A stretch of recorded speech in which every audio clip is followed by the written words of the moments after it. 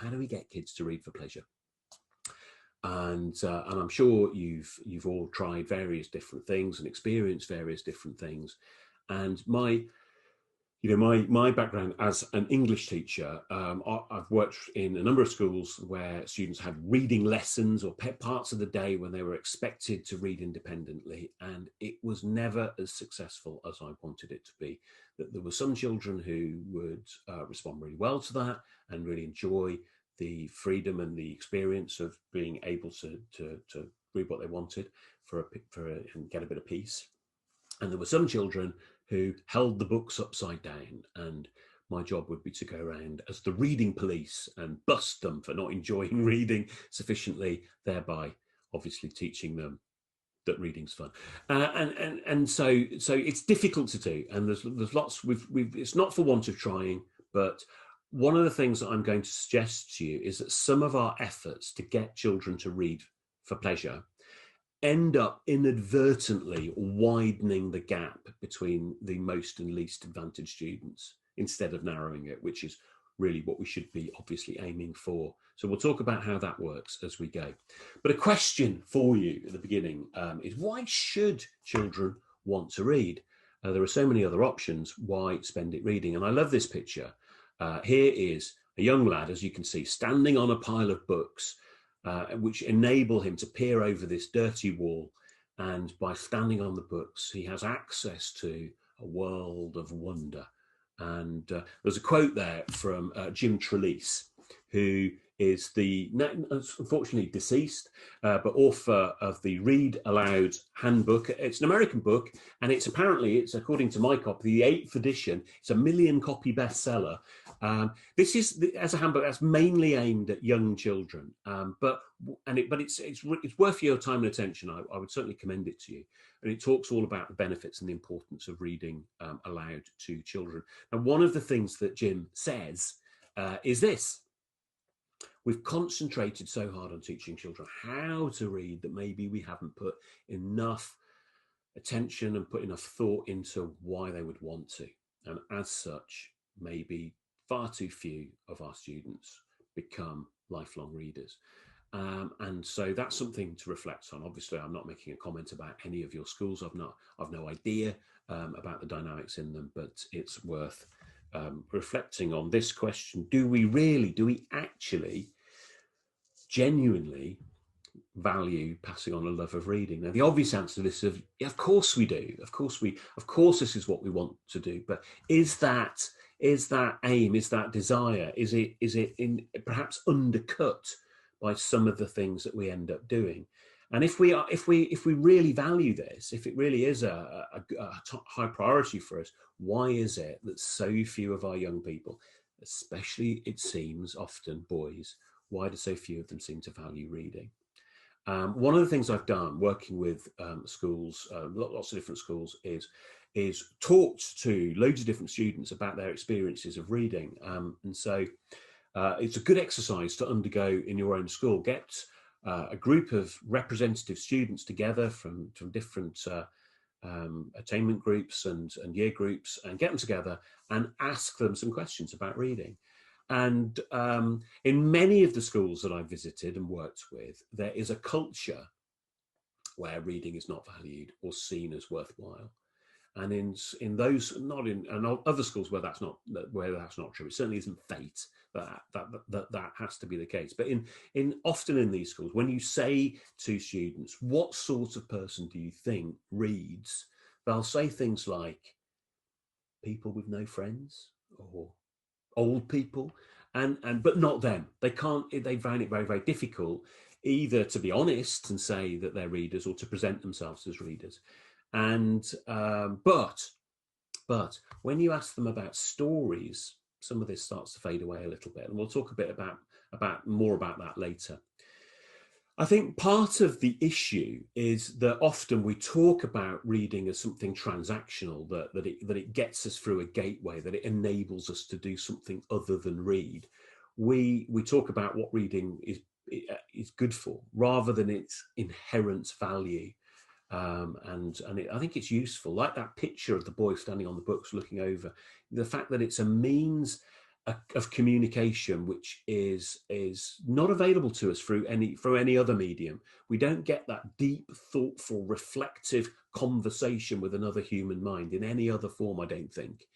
And it allows us to travel in time and space to places that we will never ever otherwise get to visit, see things and hear things and think things which would otherwise be inaccessible to us. And that notion that reading is inherently valuable is something really worth exploring. And I think part of the, as we'll see, part of the problem with the reading for pleasure agenda is it's just about pleasure. It's just about enjoyability, a hedonistic pursuit. And I'm quite struck and taken by the idea that if we were to rethink this a little bit, it might be more useful to think about whether reading can make us better people, whether it can improve us individually and collectively. And the case I'm going to be making here is that maybe it can, depending on what you do. So it definitely matters what's read, that if we're thinking in terms of functional literacy, and I think this is certainly something that plays out in lots of English lessons where the reading is just about teaching to the test and not about enjoying things, that lots and lots of extracts, but never any concerted meaning, then it's unlikely to be something that's valued, even though you might do an awful lot of practice of it. And Frank Furedi, a sociologist, in his book The Power of Reading, he has this lovely turn of phrase, which I like, the idea that some reading is serious reading. And a question that I think ought to concern us is, how can we convince children, students, young people, anyone, adults, teachers, that serious reading is worthwhile? And not just worthwhile for us, but as Furedi puts it, a culturally beneficial activity, something which deepens all our understandings and ability to have empathy and our insight into the world. How can we do that? And I think that's an important thing to consider, because when we're talking about the reading culture in schools, often the goal is perhaps not well enough aligned with what we're actually going to do. Because if we're talking about reading for pleasure, those of us that do read for pleasure, we do it in particular ways. We curl up on a sofa or we read in bed. We don't normally sit in a classroom with 30 other people in silence reading a book, which that wouldn't be our first choice.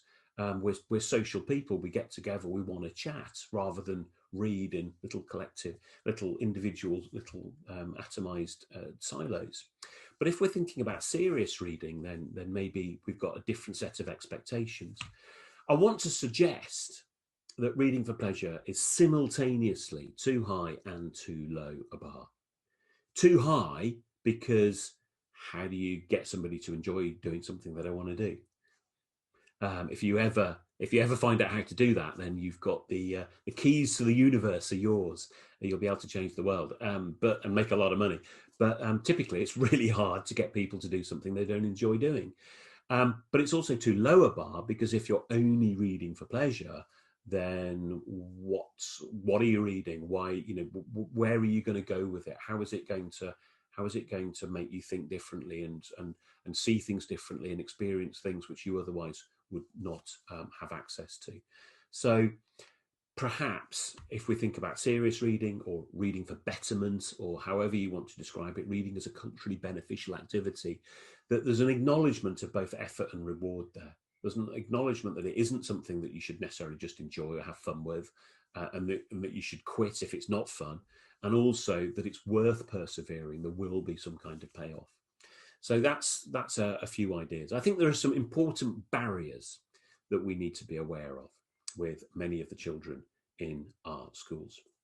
And the three biggest barriers, I think, are fluency, the accuracy and the speed with which we read, our ability to comprehend, and the sorts of syntactical structures that children encounter in written material are often very different to what they hear in speech, and that can be a real barrier for some students. But obviously, if they don't have the habit and practice of encountering those structures in print, then they're unlikely to learn them and become comfortable with them. So there's a dual-edged issue there. And then motivation.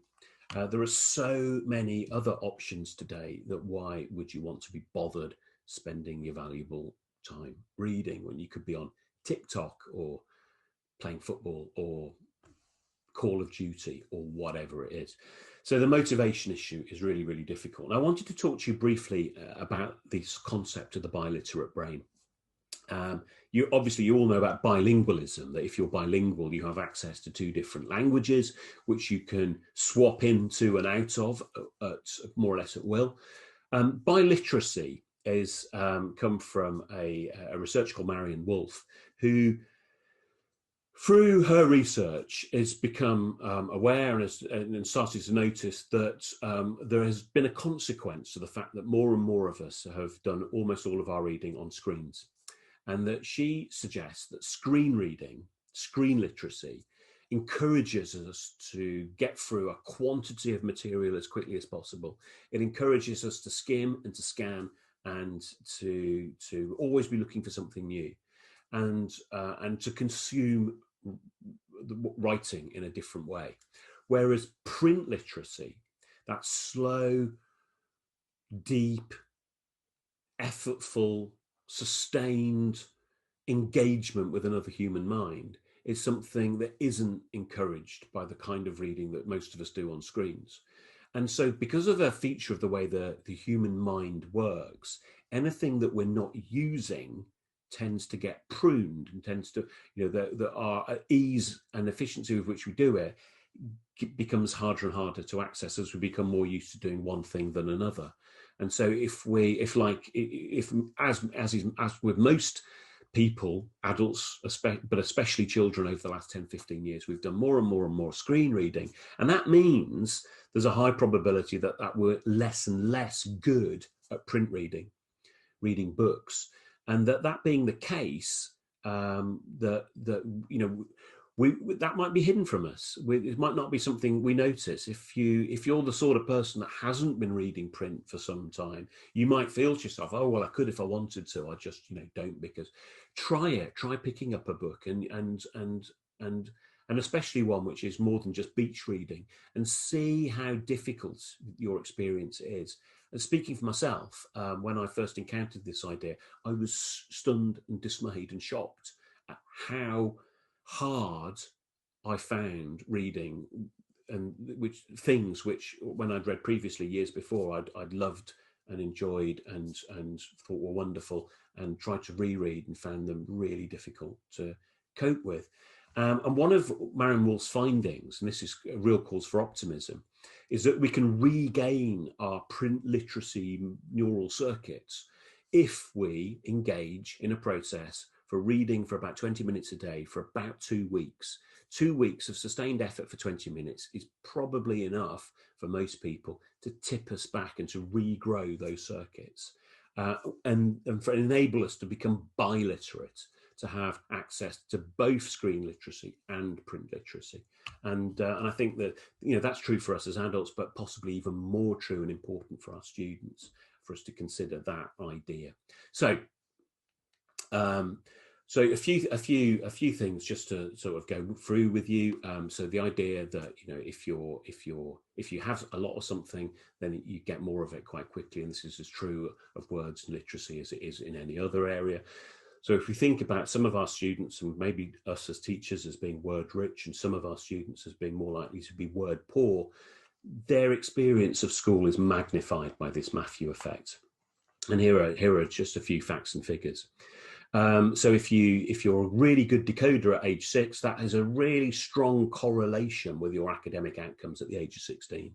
Surprisingly high outcomes. That decoding, not the comprehension, but just being able to turn letters into sounds, is such a good predictor of later academic success. So because partly, I would imagine, because the easier you find reading at 6, the more of it you're going to do.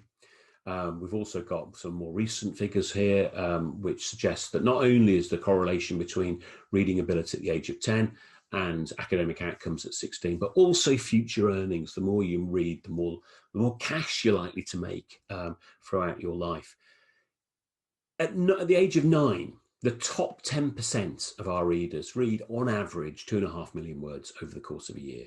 huge number of words that sounds like, doesn't it?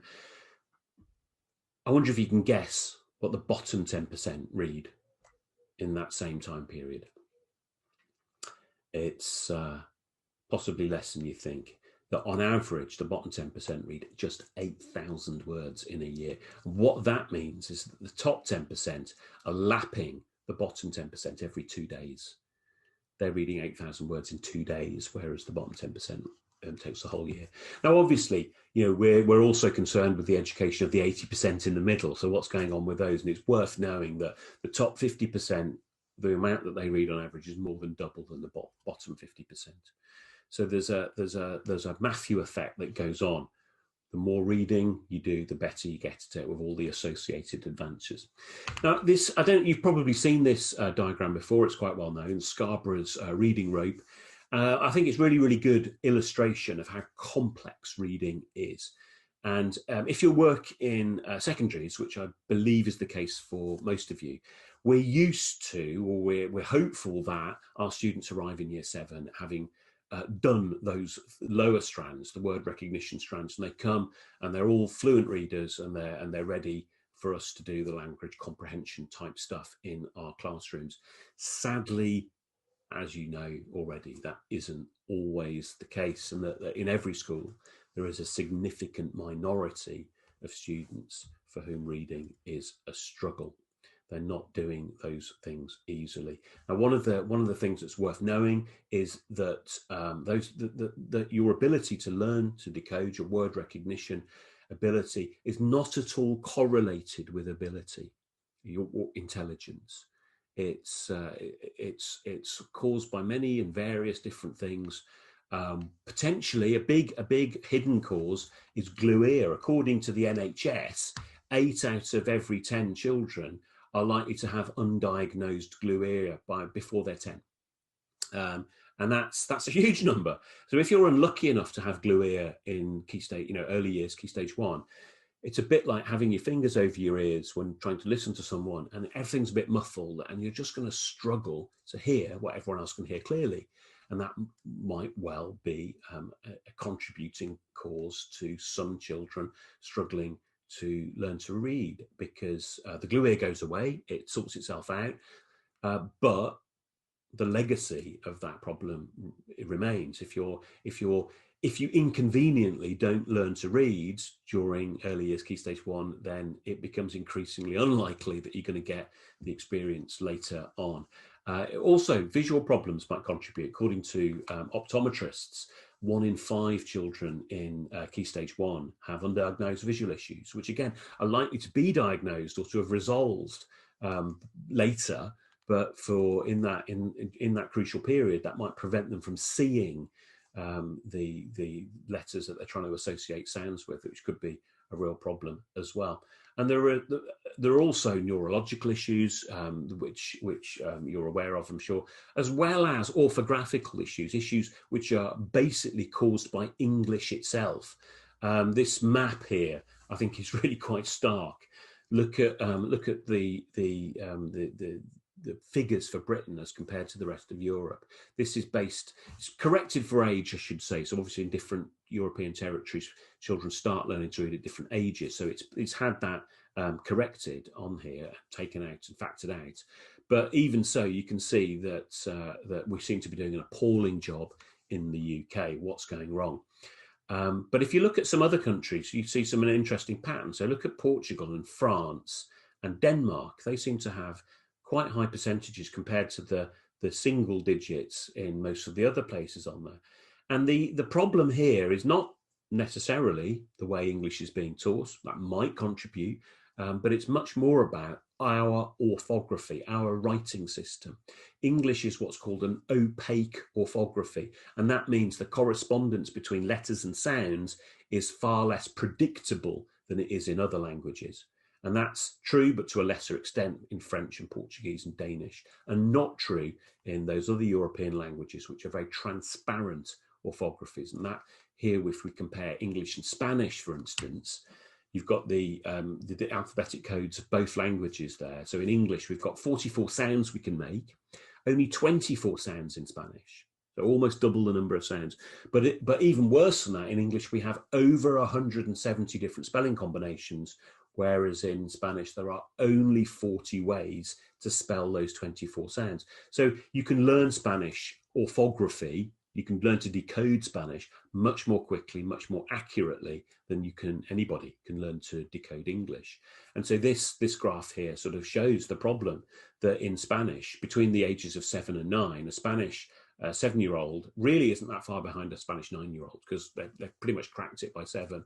A French 7-year-old is way behind. By the time they're 9, they haven't really caught up with a Spanish 7-year-old. But look at the English child at 7; they're miles behind. By the age of 9, an English 9-year-old is about at the same level as a French 7-year-old. And that's because of the orthography of English. It's a more difficult language to learn to decode. So there we are. So there's that picture again. So I want to particularly talk about fluency as a particular hidden problem. So whenever we're reading a book, we're paying attention to what's going on in our reading, and our working memory, that limited, fragile workspace where we think about things, is taken up in the mind of a skilled reader by all these sorts of things, by making inferences, clarifying misunderstandings, making predictions, and anticipating what's going to come next. And in our long-term memory, we have all of this stuff, our ability to fluently and accurately decode, our knowledge of words, and so on and so forth. Anything in our working memory requires effort and attention. Anything in our long-term memory doesn't. It's much more fluent, it's much more automatic. Now, obviously, if you're a reader who has not automatized those things that a skilled reader has learned to the point of automaticity, then you have to use some of your working memory to go through those processes. And because you're using your working memory to blend sounds, you've got less space to think about meaning. And I wanted to illustrate the problem for you in a moment. So I'm just going to let you know, average reading speed for an adult skilled reader is about 250 words a minute. So if you're reading a beach read, you're going to be whacking through it at around about 250 words a minute. If you're reading aloud, it's a lot slower. So somebody reading aloud is going to be reading at about 130 words a minute. Now, once your reading speed slows, comprehension begins to suffer. The slower you read, the harder it is to comprehend. And if you're reading a technical manual, sometimes you're outside your comfort zone. You're looking at it thinking, what does that mean? You reread the thing a couple of times, still doesn't make sense. That kind of thing. Now, if your reading speed falls to too slow a speed, then comprehension becomes next to impossible. And I wanted to give you an experience of that if you're up for it. So we've got a brief activity now where I'm going to give you a sentence to read, and I'm going to give you some artificial constraints which put you in the position of being a non-fluent reader. So I'll just see, hopefully you're happy to play along with this. So without further ado, I'm going to talk you through it as we go. Here's the task. So each word will disappear and a new word appears. So you have to keep track of what went before, as well as waiting for the new word. So this is really taxing for you. And I'm obviously, me talking over it makes it even harder. I'm replicating a classroom hubbub, and you're probably finding me a little bit irritating. And I'm going to make a prediction at this point that some of you have already given up, that you've decided it's too much trouble. You could do it, but you just can't be bothered. Welcome to the world of the struggling reader. It's exactly the calculation that students often make in lessons. They could do it, but it's too much like hard work. Also going to predict that some of you are persevering and determined to prove you can do it, and good for you, but you're almost certainly not enjoying yourself. None of you, I would imagine, would choose to do this for pleasure. Again, welcome to the world of the struggling reader. Why would you ever choose to read for pleasure if this was your experience of reading? A clue, a contextual clue. Some of you now know who wrote this, and that may or may not help you.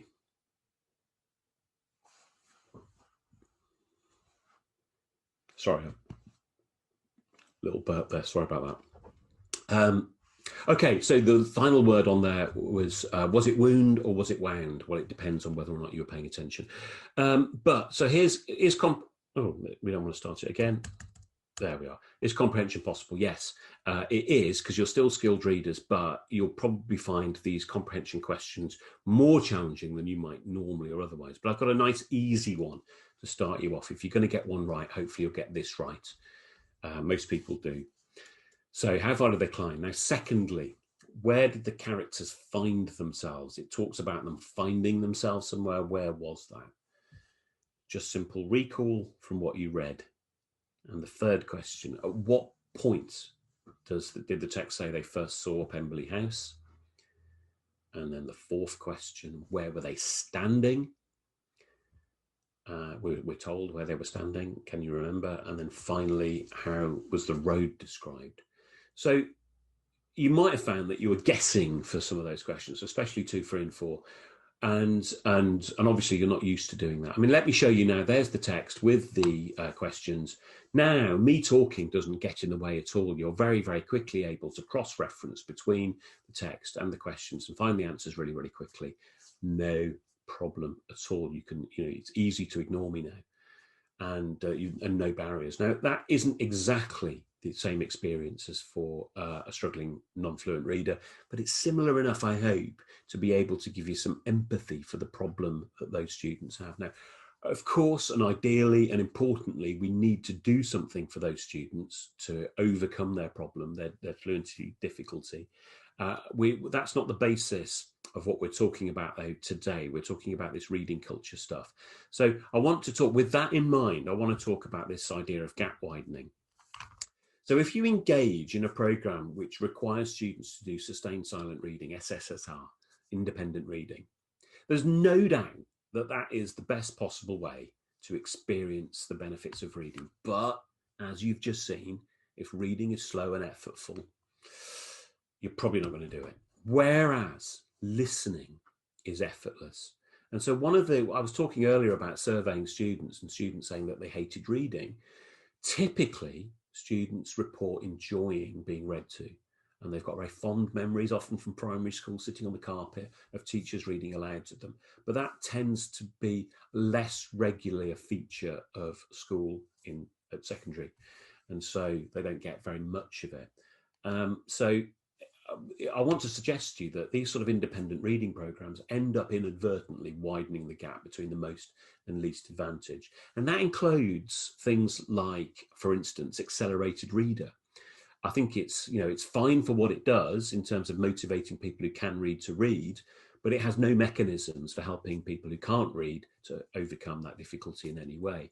And so the people that need it least get the most benefit, and the people that need it most don't get a benefit. And we end up spending £3,000, £4,000, £5,000 a year on something which is perhaps a bit iniquitous. And that might be something to reflect on, about whether we're inadvertently widening or whether we're genuinely narrowing the gap. So I want to talk to you a little bit about some of the effects of enjoying reading, and this is based on a National Literacy Trust survey where about just under 14,000 children were surveyed. And really interestingly, you wouldn't be surprised to find that children reported that they enjoy reading very much, do better in school. But what I find fascinating about this data set is that those children who say that they enjoy reading very much, that question has been correlated against prior attainment. And we can see that children that say they like reading very much are 34% more likely to over-exceed predictions, which is extraordinary. Whereas children who say they don't like reading at all, 30% likely to to do less well than we would predict, based on prior attainment data. And there's a similar finding here with the frequency with which students report reading. Those students that read every day, 26% more likely to do better than we expect them to do. Students that say they never read are much more likely to do worse. So there seems to be something really interesting and important about enjoying reading and doing it often, doing it frequently. Now, we've looked at why students might not enjoy reading if they've got fluency issues, but we've also made the suggestion that listening doesn't have those problems. You get almost as many of the benefits in terms of exposure to vocabulary and rarer syntactic structures and background knowledge of the world and all of that good stuff, without your fluency issue being necessarily a barrier. There's another data source here from an American study which shows something, again, quite surprising. If you compare child A and child B is a child that reads for 5 minutes a day. So over the course of a year, they're likely to encounter 282,000 words. Now, you times that number by 4 to read for 24 minutes a day, and something weird happens to the number of words you read. It's more than 4 times as much, 1,800,000. Why? How can you account for that? Well, interestingly, the finding here is that some of the time that we spend reading is faff, reading admin, getting yourself into the headspace, finding your page, all of that kind of stuff. If you're reading for 5 minutes, proportionately, there's a lot more faff. If you're reading for 20 minutes, you're going to be engaged in much more sustained reading, which is worth bearing in mind. So now the questions that we're honing in on, thinking about what we can do in schools, are how do we get students to read for 20 minutes a day? We mentioned that 20-minute figure earlier about biliteracy. Seems to be something interesting about 20 minutes. How do we get them reading every day, or at least 5 days a week? And how do we get them to enjoy it? So, well, sorry, I'm repeating there the same slide. Sorry about that. The answer I'm suggesting is to have a program of reading aloud. So I've already made it clear that when we read students, fluency barriers disappear. Now, there's an important caveat here that if you're reading aloud to students and you ask them to follow along at the same speed that you're reading aloud, you're likely to overload their working memory, produce cognitive overload, because it's very, very hard to follow print and follow what the words that somebody's saying aloud if those words don't come at the same speed. Now, we already saw that for most people, on average, reading aloud is much slower than it is for silent reading. So students who are able readers tend, for obvious reasons, to block out the teacher reading aloud and read ahead and get into it.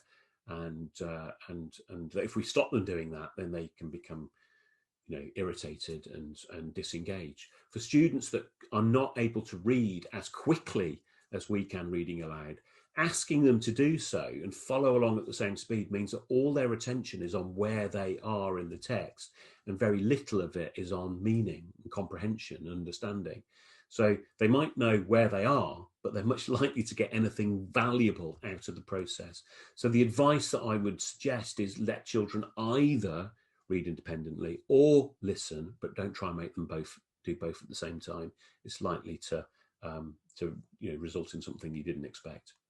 So my suggestion is this one about having a whole school program for reading aloud. Now, as I said at the beginning, it's something I've been working on, and I think there are lots of issues and problems and lots of ways to get this wrong. I think a good starting question is to think, about curating this and to think to yourself, what should students' entitlement be? What do we want students, especially those students, to have experienced? And how likely are they to have experienced them in some other form elsewhere? How will these texts that we're thinking about introduce them to things which they might be otherwise unfamiliar? Will we get a representation of lots of different voices or ideas? Will they be age appropriate? Will they explore topics that might be problematic, that might be difficult? And how will you go about that? If there are problem areas, sensitive areas in books, do we need to balance things like fiction and non-fiction? And are we selecting things just for enjoyment or to benefit? Do they represent serious reading? Now, here is, for Ormiston Academy's Trust, this is our proposed read aloud curriculum that's still in a process of negotiation. And what we're doing as a trust, what I'm leading on, is resourcing all of the titles on this slide with training packs and teacher resources, so that, for instance, if you're reading I Know Why the Caged Bird Sings by Maya Angelou in year 11, the teachers will be briefed, by the way, when you get to chapter 11, Maya talks about being sexually abused by an adult. So you really need to know that that's coming. We don't want anyone being surprised by that.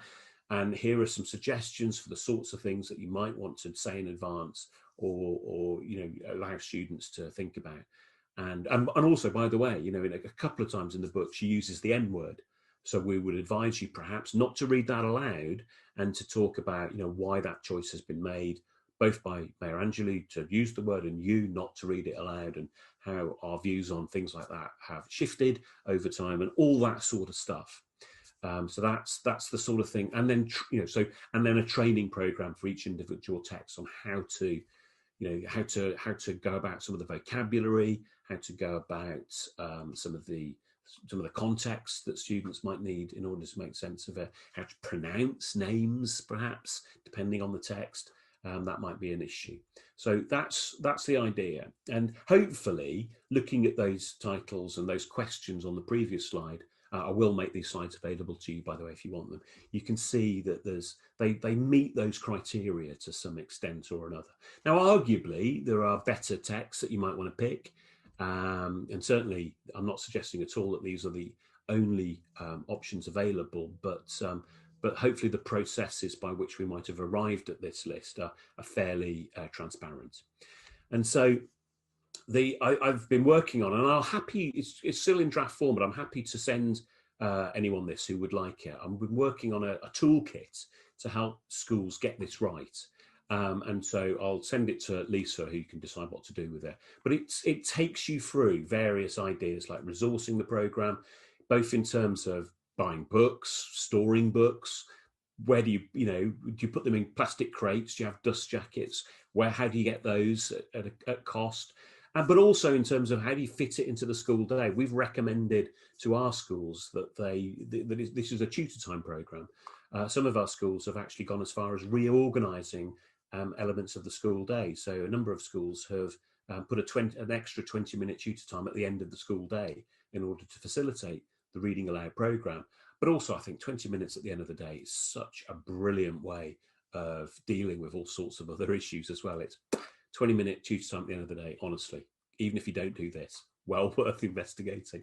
It also looks at the training, both training as why we think this is important, training on how to do it, training on individual texts, training on those teachers that don't feel confident or able to read aloud to students, how will they be supported, all of that stuff. And then the real clarity about how to go about leading the program, who needs to be involved, who's the point of contact for different year groups, how do SLT support effectively, and then how is it monitored? How do you make sure that it's happening the way you want it to happen, and how do you evaluate whether it's been successful? So all of those, I won't go into it all now, but they're all in the toolkit, or they're addressed in the toolkit. And if you do have a look at it, I'd really welcome any feedback that you could give me about things that you think still need to be added, because as I say, work in progress. So this is where I suggest pausing. So I'm just going to give you the key points here, and then we'll have a short break before going on to the other stuff. So reading fluency, it's a hidden problem that will be affecting a significant minority of your students. The reading interventions that you're currently doing are unlikely to be neutral, that many of them end up widening the gap inadvertently, and that's worth really seriously and carefully thinking about. And reading aloud, I'm offering to you as having really important potential benefits that particularly meet the needs of our most disadvantaged students, and therefore is likely to be more gap narrowing than gap widening.